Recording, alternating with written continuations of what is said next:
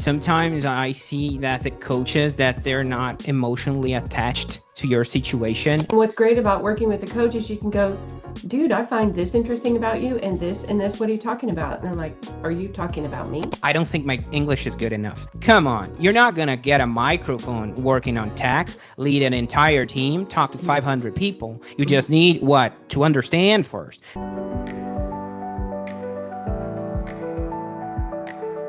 Well, hello, Pedro Stein. How are you? Oh, I'm doing great, Myrna. How's it going? I'm doing great. It's so great to see you. I'm in Austin, Texas, and I get to talk to you in Brazil. Yeah, well, I would just say that Santa is wearing shorts right now. Yeah, your Santa's got flip. At least here in Brazil. Yeah, I notice sometimes I'll see some Australian feed over the holidays and Santa's surfing and it's warm for them. I'm delighted to talk to you today on our Business Leader podcast about the role you're playing in business for your fellow Brazilians and also some Argentinians thrown in. You're helping them identify how to work in Western economies. And you're also known to how I first met you was as a professional podcast host for Purple Circle. So first, let's talk a little bit about my love for coaching and your engagement with coaches with Purple Circle. How did that come about? So, my first business engagement, let's call it that way, with a US based company was about 2.5 years ago. So I started doing, because I really like to work in a global field to test myself. So internationally, all of that. And I was like, I can do it. Let's try it. So I took the challenge, started working for a company, and just like you, did some cold calling. So, like you told me in our podcast, I was hitting 800 calls a day. That was Wow. pretty wild. Yeah, it was like spinning automatically. And I'm just hitting calls and all of that for people that actually subscribe to something. It was towards insurance. So 6 months go by. I got headhunted by a coach. Actually, that's Jim Wertz. He's a business coach for landscaping business. So I stayed with Jim for about 1 to 1.5 years, something like that, and then got headhunted by Purple Circle on LinkedIn. Very good. So here we are right now, and that's been 2 months, really amazing experience, getting to know people just like you. And in the meanwhile, 6 months before, I started my own business to help, like you said, Brazilians and Argentinians and South American people, because I speak Portuguese, English, and Spanish. So I started that, and it was a funny story, actually. I was just getting into my apartment, the elevator, and taking the trash out. I was like, okay, just doing some chores. And I'm sending an audio clip for my former boss, and I'm like, hey, blah, blah, blah, blah, blah, business, as usual. And my neighbor had looks at me like, hey, how can you talk so good? Where's your accent? And blah, blah, blah. And I'm like, yeah, man. I kind of brush it off. But I was like, hey, in case you need help, let's connect. Kind of neutral. 1 month go by and he kind of, hey, man, can you help me? And he worked in tech. We connected. I started working with him. That was my first client. And when I was approached by Purple Circle, I was like thinking, like, how can I improve my business and all of that? And I started getting to know more of them and their success stories. And I was like, I can actually learn a lot here. So You I had a hit the brakes on tsunami of my, coaches yeah, coming your way. Coaches, yeah. coaches, coaches. Yeah, I'm drowning on That's coaches, right. That's It's like, right. Let me come up for air. Let me talk to an engineer for a day. dude, No, that's very I, exciting. And you're you're, yeah. the organic development in an elevator with a neighbor. I mean, it's almost like a God thing. Yeah, you could say that you could say it's almost like a calling, but of course, I had to pick up my phone and send a WhatsApp message and say, "Hey man, if you're still open to it, let's talk." And he sent me a month later. Yeah, I mean, the coaches, and it's funny you mentioning coaches because here in Brazil, I had a different perception of coaches. I'm not sure if it's a culture thing, but it was not I would say it's not very serious, and it's not very tied up with processes, and that gave me some I'm not really sure about coaches. But Mhm. then I got to know Jim and I got to know Purple Circle. I'm like, oh, okay, now I get it. So yeah, that was about it. When I was first coaching years ago, I would say things like, have you ever like looked up a gaming hack, like how do I beat the level? A coach will help you beat the level. We're going to beat the big boss so you can go forward in whatever game you're playing. And it really does sort of, the coaches that you've spoken to have done this over and over again with many people. And so they divide their own processes and figure out how to work with people, but they beat the big boss many times. And so they just dive into the game you're playing and look at, okay, well, what are you up against? You have a great story about one of your early personal clients, and your company is Pedro Stein Unlock. So when people are trying to unlock opportunities to do just what you've done. Another thing coaches have in common is they've often solved a problem for themselves and then say, how could I do this also for other people? Now that I've hacked my Mm. way through. And so you had experience working in Western economies as a long distance employee. And it lit your entrepreneurial fire as you're talking with coaches. And now you can help other people unlock their opportunities, but the very first client you worked with had some, what in the coaching world we call limiting beliefs. And you Mm. realize before I can take them to where they want to go, we have to sweep some stuff out of the way about how they're not worth it or they're not interesting. You want to share a little bit of that story that you had to start with kind of tidying up and then you could get him on his way? Yeah, of course. Sometimes I see that the coaches that they're not emotionally attached to your situation, and that's such a bonus. And I was like, I was self-doubting myself when I applied to a company that was Mhm. based on the US, thought my English was not good enough, all of that. Am I worth it? And I've been through it, been there, done that. And I was like, okay, that was not that bad. I think I created like a monster in my head. And okay, long story short, I start working with this guy, my first client. Okay, I'm gonna build a plan. I'm gonna help him. I'm gonna do mock interviews. I'm gonna review his one-on-one with a possible interview. Well, he did an interview. I was like, let's review that and minute by minute, let's see where you could improve. And I did all that. Like I set up a plan. So the first, I would say, when I was creating his cover letter, first one-on-one with him, I was like, okay, here you're gonna play something that's actually interesting about you, real quick, bit personal, but don't not too much. He stops and say, "What, man? I'm not that interesting." And I was like, whoa. I'm like, I was not expecting that. I was like years ahead of, oh, and then you're going to reach out to this company and you're going to do this and you're going to do this. And he's like, threw me that bomb. And believe it or not, that stayed like for 2 to 3 one-on-ones with him. I was Yeah. always trying to get back to that. And he always getting back to that. I'm like, oh my God.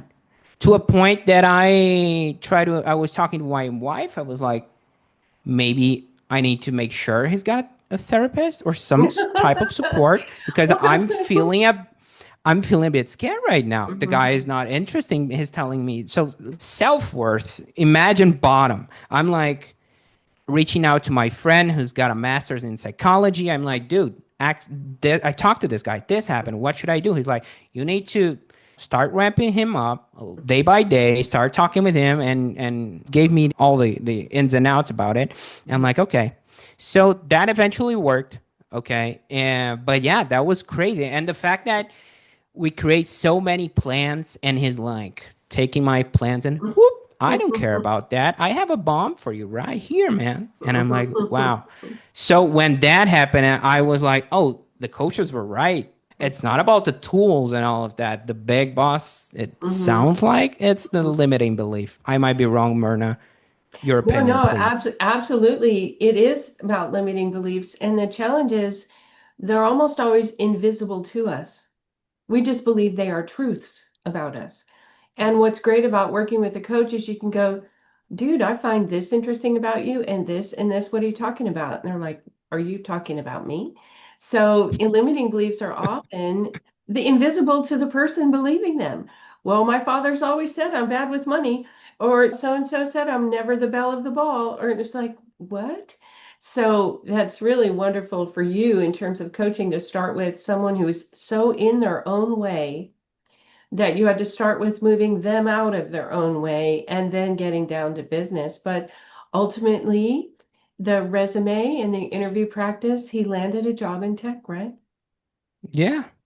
It's funny that you mentioned your dad. Like when I started in banking, like Mhm. my dad was a vice president of a bank here in Brazil, and I started in banking like from the bottom, like a clerk. And I move up the ranks to, I would call it working with the financial derivatives, yeah, the hedge funds and blah blah blah. I was working with those guys, and I eventually subprime hit, right? Yes, 2008. yes. So I was representing that product in Brazil at the hedge funds, and I was hired for like a big bank here in Brazil. I had a certificate that nobody in my bank nationally had. I got it like as a clerk with 21 years old. I got it and nobody had it. So I was like, okay, that's cool. And then I'm moving forward, subprime hits, and they lay off a lot of people. And I got laid off. And my dad always told me one thing. He told me I was never fired. And when I was fired, I was like, there's something wrong with me. I have to tell you, I, if you're speaking with people today, especially coaches, this isn't the world our parents grew up in. We're not living in the same world. The money is not the same. The success patterns are not the same.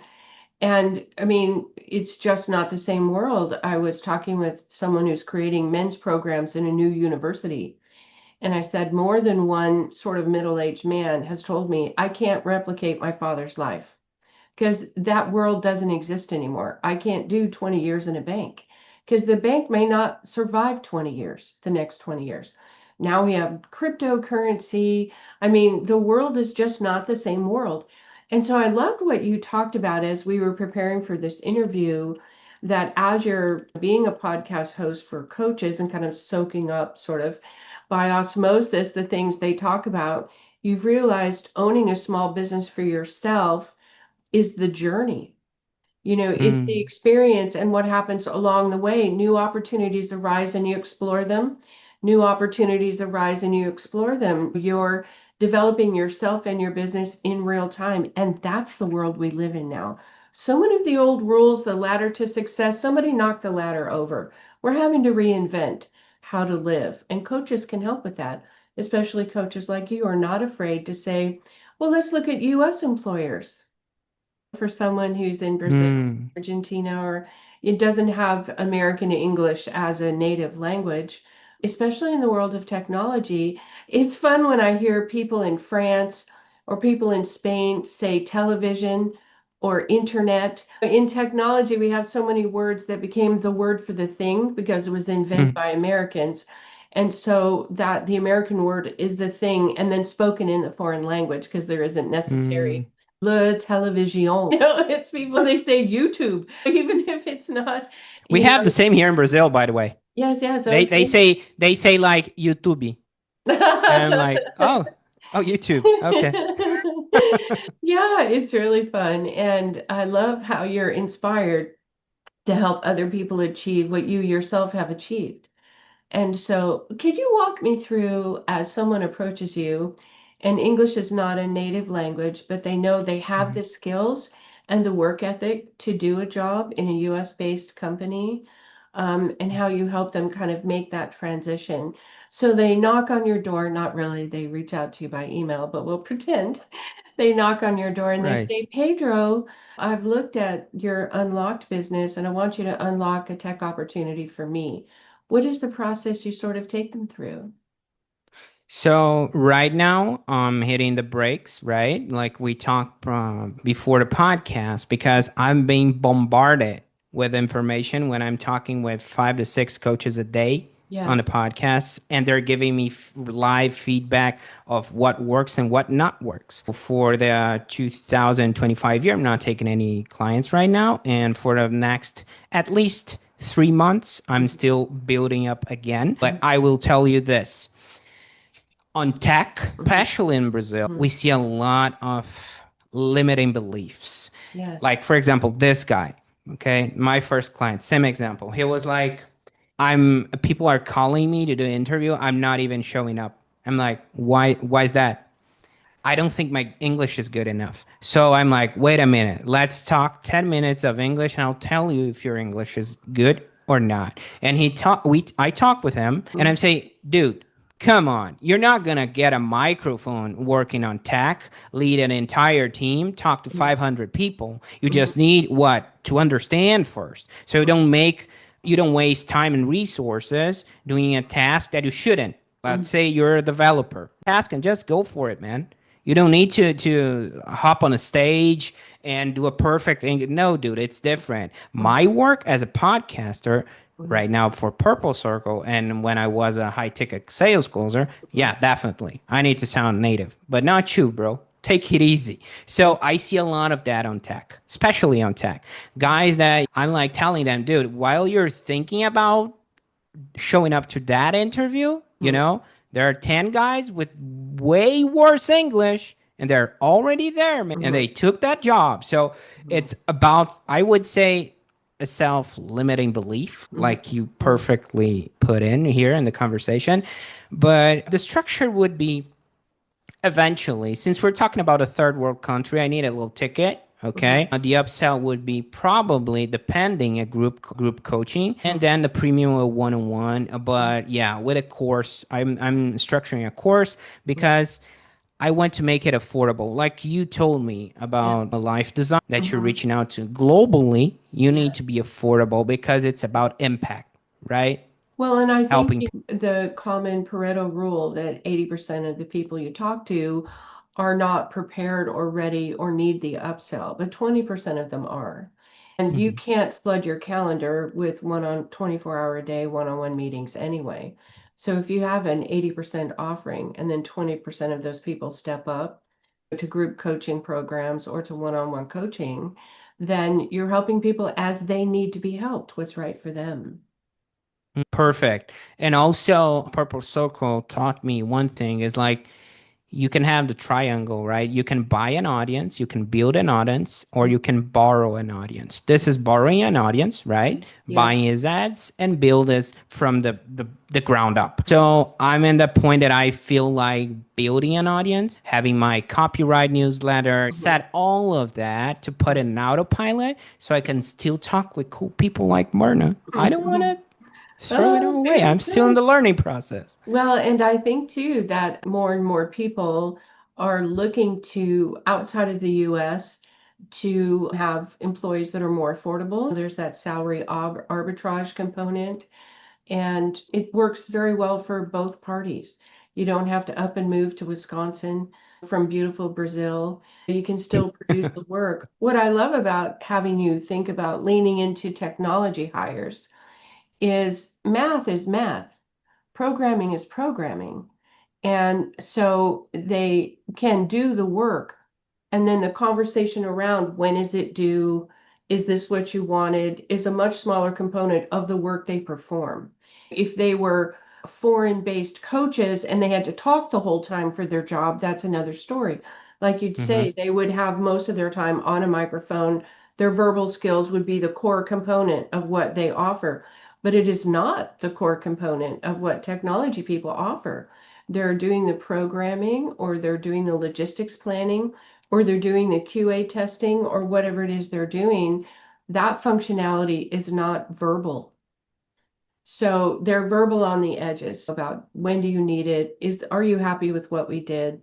So I think that's a great place to be focused on in your people because I did some exercises with him, like specifically like pick a theme you like, Mhm, watch a Netflix show, half an hour, no mhm, subtitles, tell me what the percentage you got. Like in English, 100%. He's like, oh, mhm. 98%. I'm like, dude, come on.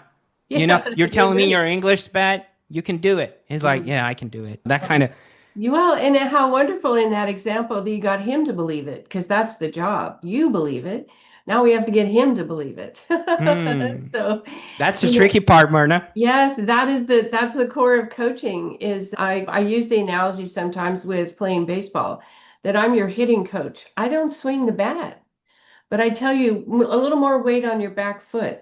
That bat needs to make a full circle the moment you see the thread on the baseball. As soon as you see that seam, you should be in motion. And so I can help you get there, but you have to do the doing of getting Mm, there. So yeah, coaching is distinct in that way. And I worked as a consultant before I was a coach, and it's easier because you do the doing. You need this performed for you by this time for this amount of money. Okay, I'll do it. Here it is. By the time you needed it, pay me my money. It's very simple. I just do what I already know how to do. I just do it for you the way you wanted. Coaching is getting them to do it. It's like another mm. level of work. So, Yeah, that's so true. And I want to highlight one point that you mentioned here about the consulting. My dad was also later on in his career, he was a consultant. But as much as you are saying what you're saying is true, I had conversations with him that he would eventually tell me, I'm a consultant. They pay my hourly or whatever fee he created back in the day. But sometimes I tell them to do things, they don't, oh yeah, and oh that yeah, frustrates me. And he oh told me yeah. that, like, Mhm. oh, you're gonna, he went straight up to companies and tell them you're going bankrupt in about 4 months. Yeah. And they're like on They don't want the denial. bad No, news. I pay you to give me good news. I don't pay you to tell me the exactly. truth or give me bad news. Well, one So of the big, go it's ahead. frustration, right? At No, the end of no, the day, you got absolutely. frustrated too, right? Yeah, I remember when you work with a small business executive who's owned his company for 10 or more years, he already or she already thinks they have all the answers, they have a successful track record. But like most humans, things break down over time, or you needed to be adapting about something happening in your market sector, and that adaptation is not complete. So there's friction or problems. And so when I start working with a team, I start with an assessment. Everyone takes the same assessment. I like ones that are 20 minutes or 30 minutes online, just kind of do it on the lunch hour and send it in. And then we can get the landscape of what the people talent is that you have on your team. And here's strengths and here's weaknesses and so on. And so his team is very frustrated. Some of them are like mutinous. They want to quit. They are working too many hours. And he's tired of listening to them complain. So he thinks he'll hire a business coach to dial down the complaints. Well, once we do the assessment, we learn the business owner is the number one problem. He's the problem. Mm, He gives them deadlines that can't be met. They ask for more help to complete it on time. He doesn't give it to them and then makes it their fault that it's not completed. I mean, on and on and on and on. And it was so apparent to his team, and of course to me, the coach, that he was the problem. Did he want to hear that? No. Did he believe it? mm, No. So he didn't believe the assessment, and he did turn over some key people that had been with him many years because he was stubborn and sort of deliberately blind. I'm showing you the picture of what's going on, and you refuse to believe the picture we have now well mm, documented. And so sometimes the business owner who hires you is the problem. And sometimes they mm. don't believe it. So, yes, it can Oh, be frustrating. and Yeah. there's one thing that you mentioned that I would like to tap into your experience really quick. It's, Mhm.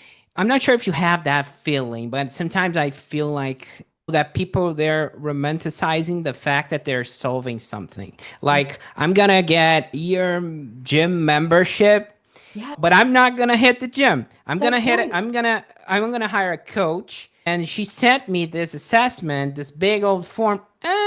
Should I? I don't want to fill that in. I'm paying her to do the work. Do you have that? And why do people Absolutely. do And the this? the gym is the perfect analogy. I wrote the check to the gym and the weight's not coming off and I don't have new muscles. Have you been to the gym? I've been busy. And it's like, okay, so you're not doing your part. And that is one of the questions a good coach will ask. A coach will say, okay, now that you've shared what your goals are and we've identified some of the things, roadblocks, things that might be in the way, do you have 10 hours a week to change what you're doing and do something differently? Like, could you commit to this level of work? It's sort of like, don't sign up for the PhD if you won't invest the time because you're wasting the money. Don't sign up for the master's degree if you can't do the night classes because you're wasting the money. So, if you're going to pay a coach, my success is based on your results. Can you show up and do the work? Because some of it you won't like, you won't agree with. You'll be surprised about the results, but I'm in the business of leading you through that.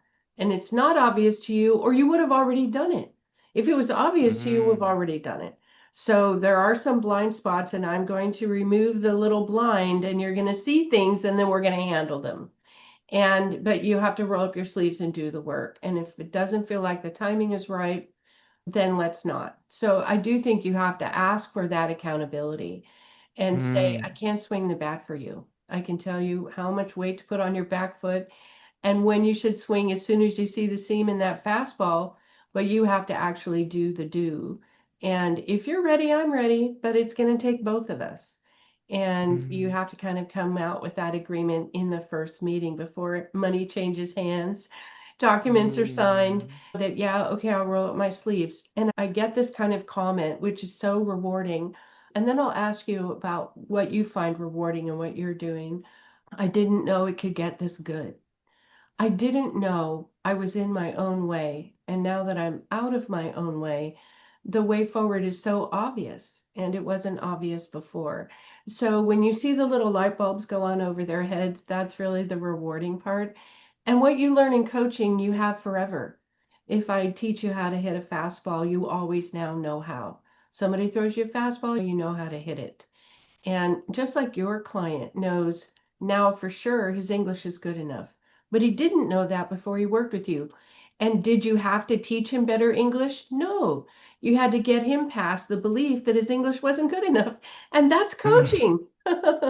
mm. Yeah, that's so true. I mean, and I gotta say, the light bulb moments, they happen to me, especially working on Purple Circle, Mhm. because I've been talking with coaches and I kind of realize I have ADHD.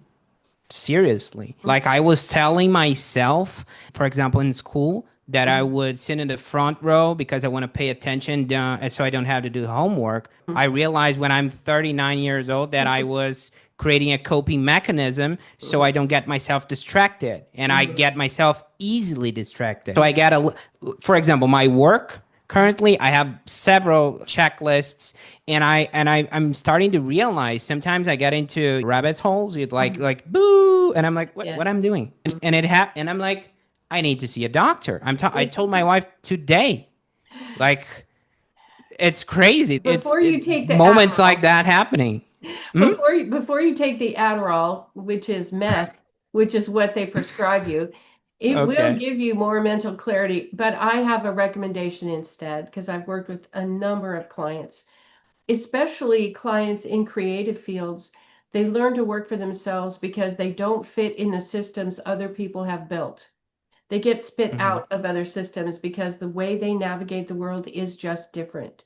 And so you have to find the Pedro way. You have to find Hmm. the way that works best for you. And if you document for the next month, when you are the most productive, when it makes sense for you to do tasks that involve a spreadsheet or tasks that involve creating a video or tasks that involve reading or writing, you will develop the right rhythm for you because your brain Mm. works your way.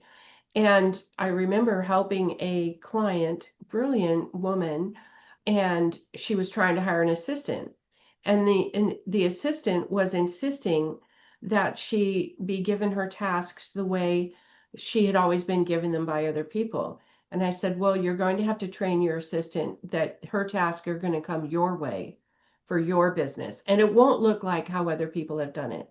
And it might be WhatsApp chat at 3 in the morning. I've got these 5 things for you. Can you let me know in 2 days when they're done? That might be how you give this woman a task list instead of a Monday morning meeting because you travel Mm. all the time and you may not be available for a Monday morning meeting. So you have to design your own best way.